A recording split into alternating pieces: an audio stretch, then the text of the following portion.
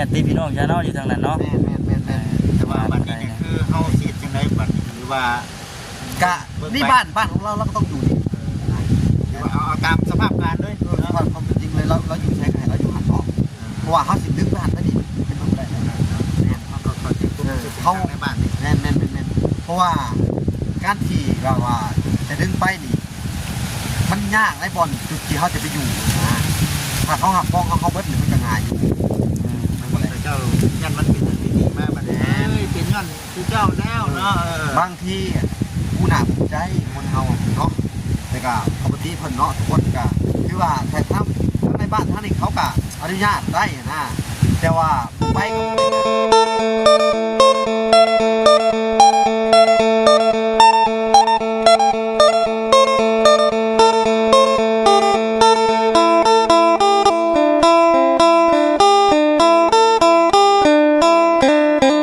โดยพี่น้อง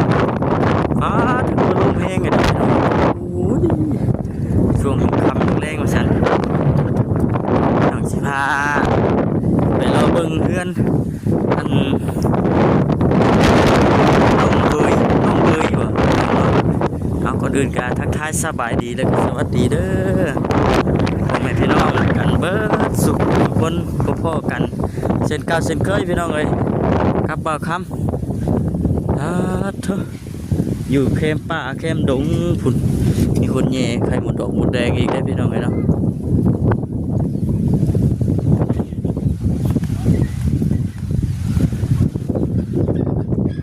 ฮะจะด้วย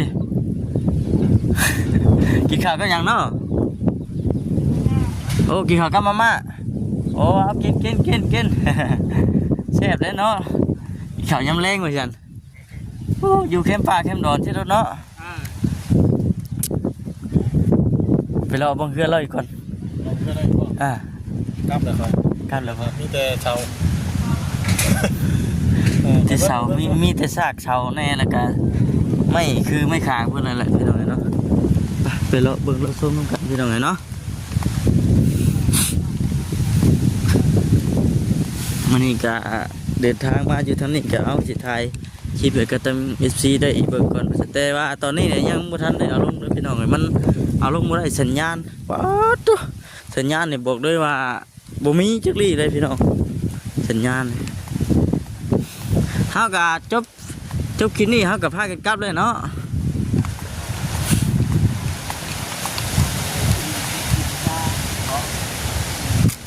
สบายดีสวัสดีแล้วไปทางไหนบัดใส่เครื่องของมันแม่นักเขามาสิ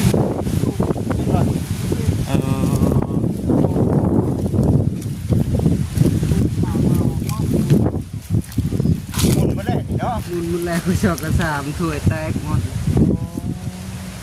แต่กี้เจ้าก็เห็นอยู่บ่ช่วงที่มันยังบ่ทันได้เพไปยังบ่เห็นยังบ่เห็นนี่คือมาเห็นได้เป็นหมู่กันบ่หรือว่าเป็นคนรู้จักกันคนรู้จักกันคนเคยรู้จักเป็นคู่กันนะตรงนี้คือเราเลยเนาะยังเดือดเสาตายนี่แล้วฮะบ่มีผู้ใดบอกเราตายนี่บ่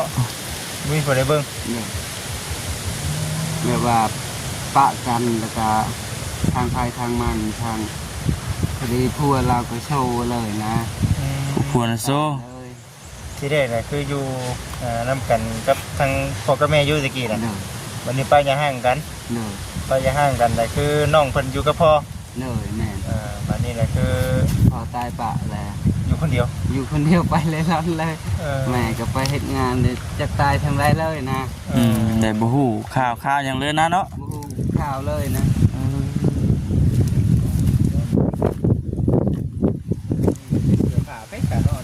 มีชื่ออยู่ในบัญชีด้วย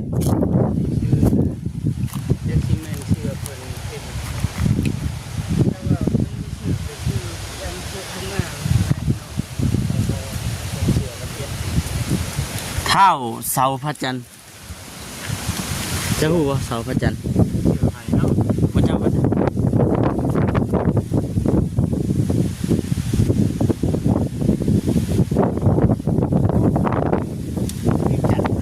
ข้าวเสาพระจันทร์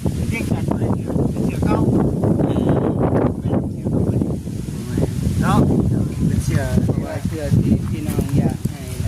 อย่าตีพี่น้องเจ้าให้ แม่นๆระวังเลิกลมระวังเนาะ เนี่ยแท้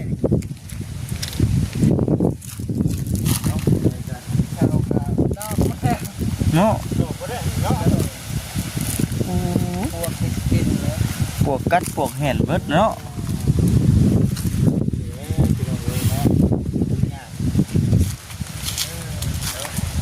นี่พี่น้องเนาะก็ถือว่าได้พายพี่แวะเวียนเข้ามาเบิ่งตัวจริงแล้วก็ให้ทางชี้ตัดสินใจกันเอาเองเด้อพี่น้องเด้อว่าเป็นไปได้บ่ทั้งน้องเพิ่นขึ้นไปนอนอยู่น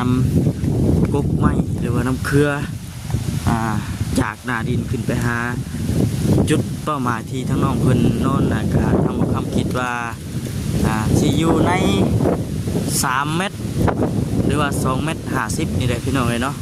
ทางบ่คำเราคิดว่าประมาณนี้พี่น้องเอ้ยเนาะแล้วก็บ่มีหยังขังบ่มีหยังกั้นบ่มีหยังมุงมีแต่ไม่เป็นแผ่นเดียวพี่น้องเอ้ยเนาะก็ตามนั่นเลยแหละพี่น้อง FC ได้เบิ่งได้ชมแล้วก็พิจารณาซอยกันพี่น้องเนาะว่าเป็นจังไดแน่นะ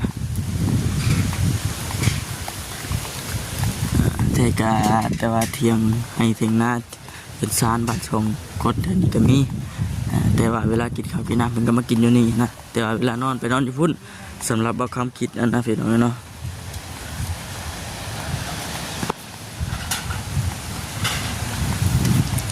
วันนี้ก็มีแต่ว่าสิพากันกลับได้ละพี่น้องพี่น้องบ่ได้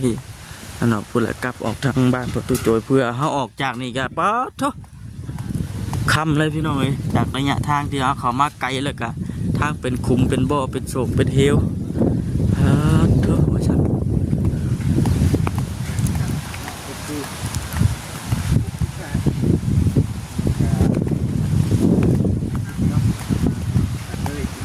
กลับบ่เฮาบ่นี่บ่จิตฮะเจ้าของเพื่อนเพิ่นบ่อยู่กล้าขึ้นบ่แม่น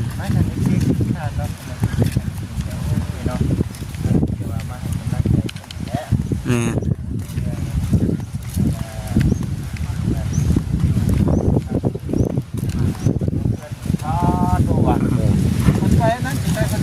ย่อง ไปเฮ็ดพี่น้องเพิ่นเรา เจ้าของเอาตะกี้ไม่ได้แจกหามันบ่ล่ะ แล้วเจือกเรา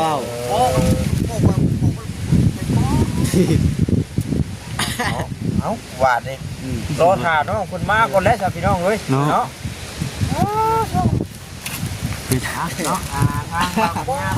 โอ้มาดูไปยังไงเนี่ย แล้วมีโทรศัพท์บ่มีบ่โทรศัพท์เรา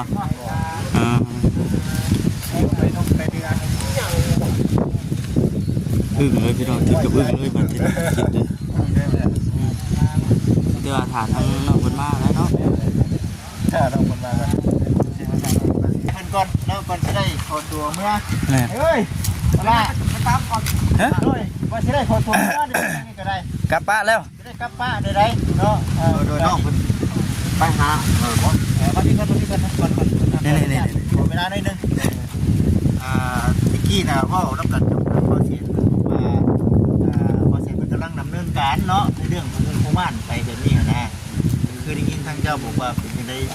ทั้งในกรุงในบ้านถึงตัวมาหาทางเจ้าบอก แม่นก็เกี่ยวกับการนั่นง่ายอยู่ที่อยู่แม่นแต่ที่อยู่แต่ว่าทางนั้นในบ้านสนุนเพิ่นก็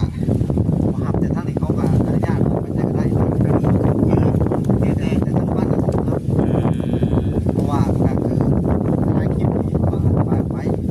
เนาะมันก็คือว่าเขาสิเอาได้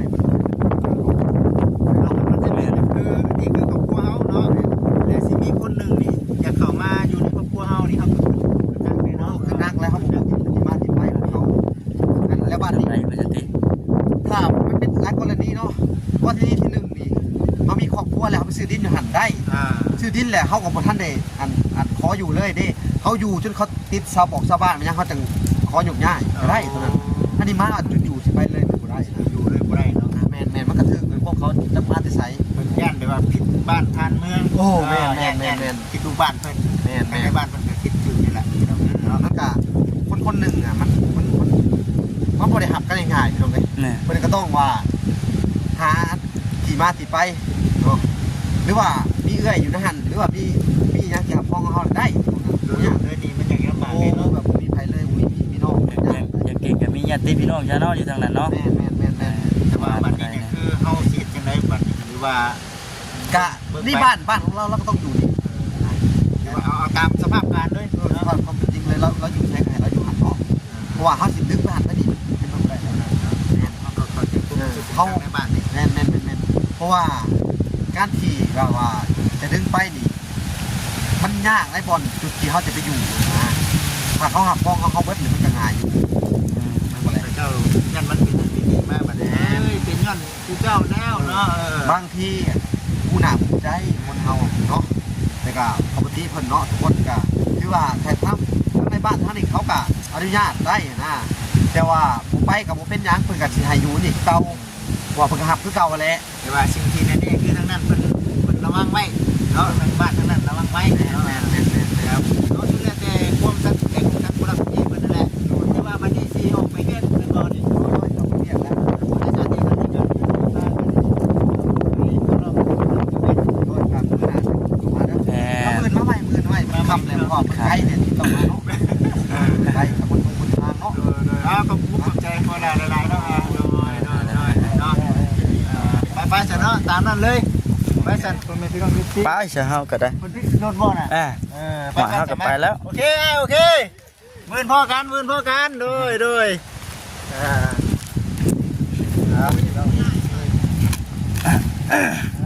นี่แหละเนาะวันนี้ก็คือว่า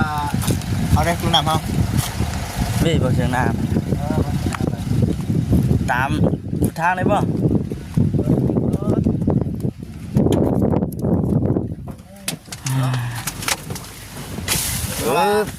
อ่ะถือกัน ไปเอาเนาะ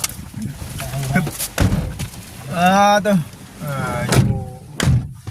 นี่ละพี่น้องเอ้ยเนาะอยู่บนเสา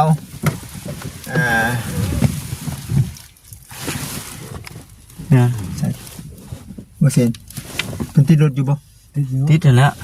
คือบ่หุ่มทางรถเพิ่นอ๋อมื้อนี้ก็ถือว่าได้ฮู้เรื่องแล้วพี่น้องเอ้ยมื้อนี้นะเจ้าจับใจความได้อยู่บ่คำบอกได้เยอะคิดบ่เนี่ย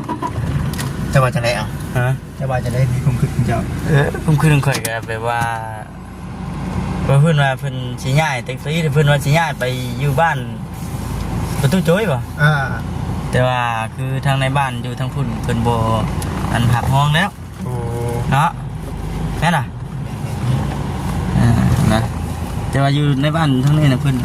อนุญาตอยู่จ้ะจากที่ได้ยินทางไอ้หล่าละว่ามานะทางในเมื่อทางพุ่นเพิ่นบ่รับห้องแล้วก็เฮ็ดได้บัดนี้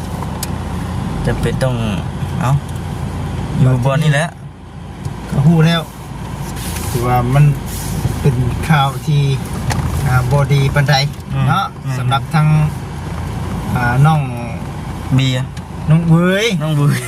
น้องดีน้อง โทษ เว้ ขอย อภัยพี่น้องเลยเนาะ ข่าวไล่น้องเว้ยกับทางน้องเว้ยคือทางในบ้านบ่ฮับเนาะบ่ฮับเนาะป้าตัว ไปเลยเด้อไปเลยเด้อ ไปล้มปิวเลยเนาะคนละขึ้นกัน ขึ้นได้ อ๋อได้ตัวนึงเดี๋ยวคนไปที่ไหนนี่ดิบุคคล แผ่นเดียวพี่น้องสามารถขึ้นไปนอนอยู่หันได้3 เดือนมาแล้ว บ่ได้บ่จิต 3 เดือนได้บ่จิได้ไม่เป็นแผ่นเดียวนะ บ่จิตบ่มีบ่อยู่บ่จิตขอนอนอยู่ทั้งตาราง นอนอยู่ตารางเนี่ยมันถือว่าเนาะ ยันตกเลยบ่จิต แล้วของเรานะไอ้ด่าเรามีหลายอย่างในเนี้ยที่เขาแม่บ่เห็นไอ้ด่าว่าอยู่ดิ มีใช่อยู่รุมนะ มัน หลายมัน นี่หลาย ไปชงคำเลยไป บ่ญาติเนาะแม่นอยู่เอาคุยกันก่อนนี่เนาะถ้าเปอร์เซ็นต์นึงกันมาฮู้สาเหตุแล้วคือเป็นหยังน้องเพิ่นจังขึ้นเทิงบ่นอนลุมเพราะว่าหนึ่งมาในบ้านเพิ่นเมืองทานบ่คือกันได้มันจะเป็นแบบว่าสิ่งที่แนมบ่เห็นเนาะตัวนี้ก็ได้ถือว่าเอ้าโอ้เนาะ ที่เป็นคนนอกจังคน สุดยอดแท้นี่เนาะ นอกจากนี้แป้นที่ขาแผ่นเนาะต่อ เจอชื่อตั้งแต่ปลูกก็บ่ได้บัดนี้ ไม่ดอกอยู่ได้แบบนี้เนาะ มันก็ไม่ดอกอีกบัดนี้ ไปพี่น้องเลยขากลับกับ ครับ รีวิวตามทางคือเก่า เดี๋ยวรีวิว ร่วมกันไปน้ำไปหน่อยเนาะ ก็ต้องหัก โอเค ย่อมรับว่ามันรู้สึกว่าสิปาจังได๋ล่ะญาติพี่น้องบ่มีเนาะญาติพี่น้องก็บ่มีพ่อแม่ก็บ่มีอยู่คนเดียว ถือมันตุกหรือ อยู่คนเดียวแบบโดนๆทั้งชาวบ้านทั้งนี้น่ะเจ้าอยากไปก็ไปเนาะเจ้าอยากไปก็ไปทางนี้บ่ได้ห้ามบ่ได้ว่าแล้วแต่หูคิดปัญญาหรือที่ความสามารถซะแต่ว่าพี่น้องเอ้ยเนาะในเรื่องในบ้านเนาะในบ้านทั้งนั้นนะ บ้านสมุนบ้าน มันสมุนไพรมันสมุนไพร เพิ่นบ่หำห้องเอาแล้วเนาะ ของขนาดไหนเนาะมันก็ระวังคือการยันผิดบ้านกันเพื่ ว่า อน คนติดอย่างไรมาจังไรติ ว่าได้นาไปอยู่แล้วบางทีมันเป็นเห็นเป็นหนีมันอยู่บ้านเพื่อน ปัญหาตามมาหลังๆที่ว่า มันจะเป็นเรื่องสาเหตุแบบนั้นเราเองบ่ครับก็ได้ หรือว่าเจ้ามีครอบครัวเนาะถ้ามีครอบครัวคนไหนจะไปอยู่ได้เนาะถ้ามีครอบครัวแต่เขาจะไปแบบโดนๆไปไม่นี่ก็จ้ายังเป็นบ่ครับห้องมั้งนี่ก็เป็นจุดประสงค์อีกของทางในบ้านเพิ่นซะ แม่น เนาะ คือสีพวกคือวิ่งผ้า เจมโบครับ เด็ดเนาะ เดือดไม่หาเนาะที่ห้ากูมาเราอีกก็ได้นี่ก็ได้เนาะ ที่พ่อเพิ่นน้องเพิ่นสวนทางเด้อจ้ะ เนาะที่ว่าสุดโหดที่เราไปเนาะทางก็ได้แท้ดีแล้วก็น้องเพิ่นก็สุดโหดคือกันที่เราไป เนาะคนก็เท่าอีกนอนอยู่เครือ แม่น ทาซาน เพื่อทางมันตันเลยดิไม่สั่นได้มันตันแล้ว นอนอยู่หลุมก็บ่ได้บ่ซั่นติ หลายอย่างไปแนวที่ซียังบ่ฮู้แน่กำสินอนอยู่บัดย่านแล้วบ่สั่นที่เราไป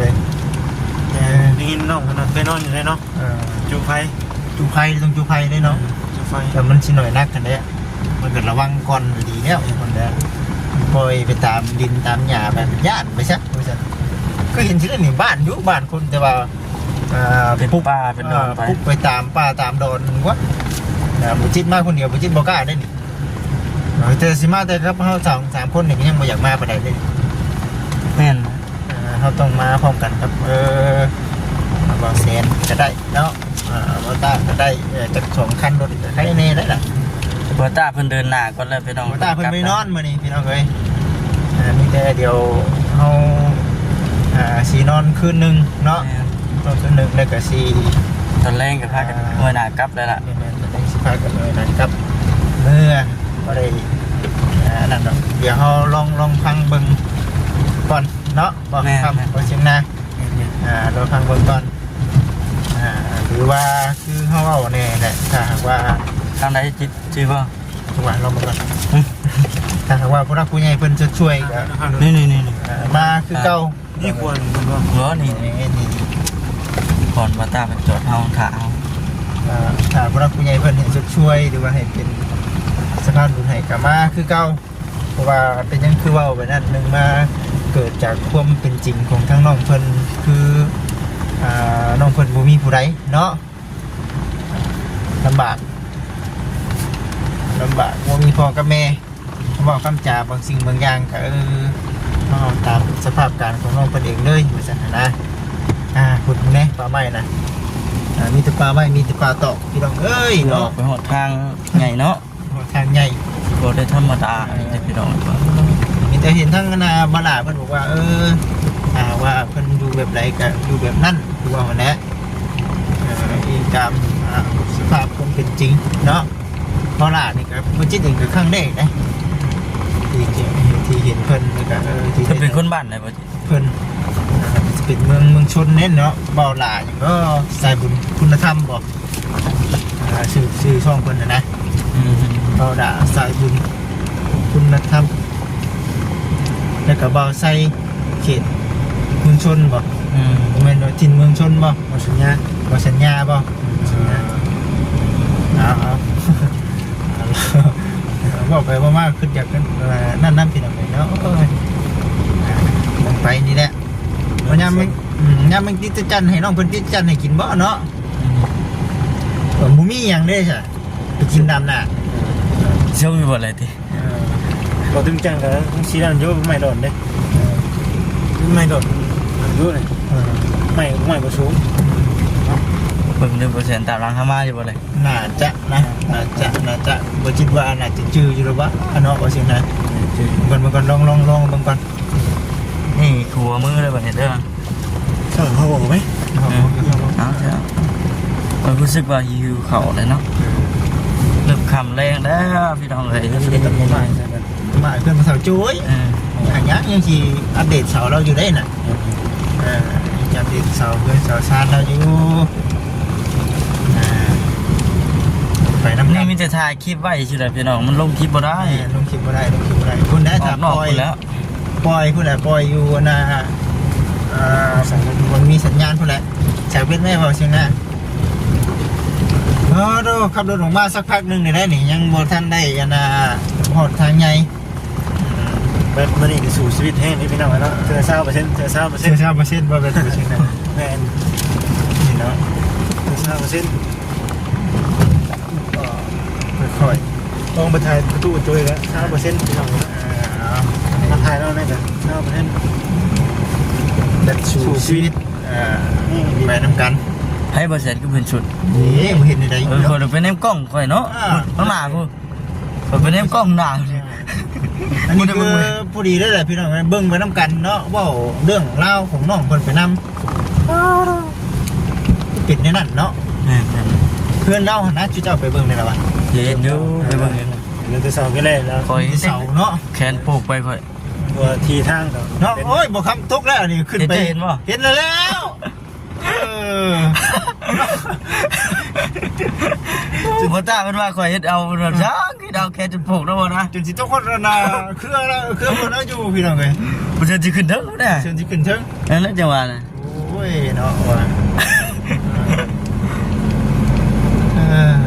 เบิ่งไปน้ำกัน4เนาะ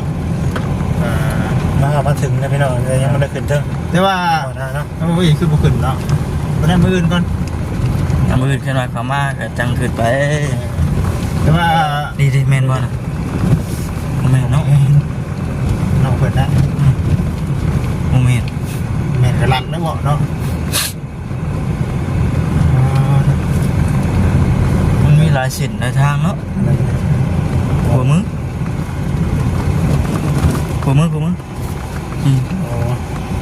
เนาะ อืม มันใจนะบ่ครับ แม่น100%นั่นแหละ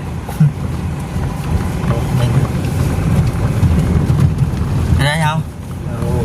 ได้แล้วบ่ 16 17